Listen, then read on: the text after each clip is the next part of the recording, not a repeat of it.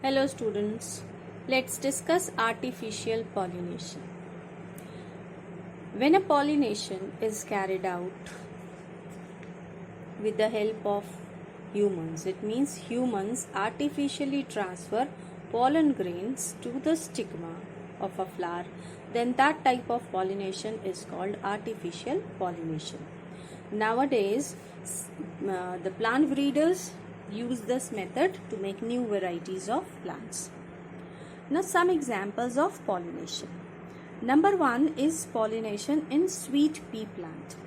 In sweet pea plant, the pollination is carried out by insects. Let us first see the structure of the sweet pea plant. In this pea plant, there are 5 petals. One petal is called standard petal. It is large in size.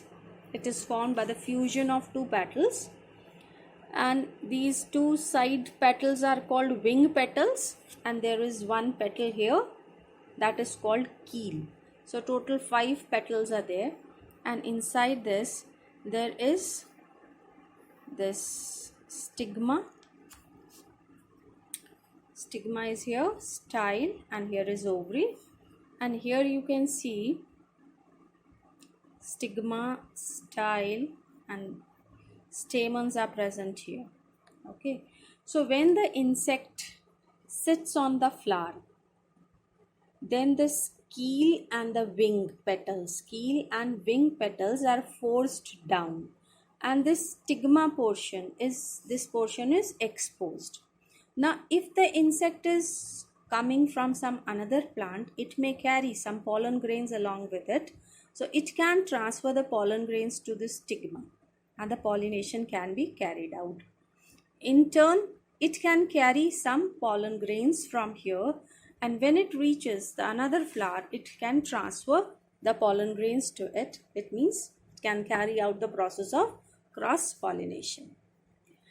Second example we have to study in maize. In maize, the pollination is carried out by wind. You can see the maize plant here. Pollination is brought about by wind. As the wind blows, the pollens from the outwardly hanging anthers is blown away easily. This is male inflorescence. You can see the hanging portion. So pollen grains are blown away with wind, and then when they reaches the female portion, so a stigma receives these pollen grains and the process of pollination is carried out. Now come to fertilization. After the process of pollination, fertilization takes place.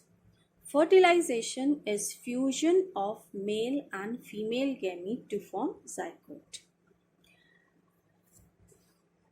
In flowering plants, the pollen grains produces 2 male gametes. The ovule inside the ovary produces the female gamete. This I already told you. Now, when the pollen grain reaches the stigma, it contains 2 nucleus, tube nucleus and generative nucleus. This tube nucleus helps in finding the way through the style so that the pollen tube can reach the ovule. Now ovule. Now look at the structure of ovule. Inside the ovary, ovule is present. You can see this portion is ovary and this portion is ovule. Inside the ovule, one nutritive mass is present that is called nucellus. This mass is nucellus, and inside nucellus, embryo sac is present. This embryo sac contains 8 cells, 8 nuclei. 2 nuclei are present in the center. These are called polar nuclei. 3 nuclei are present on the chalazal end. They form antipodal cells. And 3 nuclei are present on the micropylar end. In these 3, one forms the egg cell and 2 forms the synergids. Now this is a micropylar end. Embryo sac is covered by 2 coverings that are called integuments. It covers the complete embryo sac except this portion that is called micropyle. It is a portion through which the pollen tube enters inside the embryo sac, right? So on the micropylar side, this egg cell is present.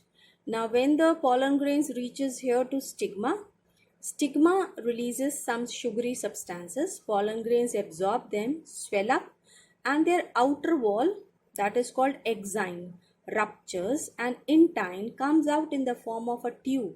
That tube is called pollen tube. Now this pollen tube contains two nucleus, tube nucleus and vegetative nucleus. Now generative nucleus. Now this tube nucleus guards the pollen tube to reach here ovule. Now when it reaches here, one of the male gamete fuses with the egg cell and form zygote. So one male gamete fuses with egg to form zygote. And other male gamete fuses with these polar nuclei to form endosperm, right? So two fusions are taking place in the same embryo sac. Number one, male gamete is fusing with egg cell to form diploid zygote. This is called syngamy. And second is the male gamete is fusing with two polar nuclei forming a triploid endosperm, and this is called triple fusion. And syngamy and triple fusion collectively are called double fertilization. So because the fertilization takes place twice in a same embryo sac, that's why this fertilization is known as double fertilization. Now, the fate of floral parts after fertilization. After fertilization, the ovary converts into fruit. Ovary wall converts into pericarp, that is the fruit wall. Ovules form seed. Placenta forms the stalk of the seed. The outer integument, that is called testa, it forms a seed coat. Outer and inner integuments form the seed coat. Secondary nucleus forms endosperm. Egg cells, synergids, they form embryo. And antipodal cell, they disorganized in this process.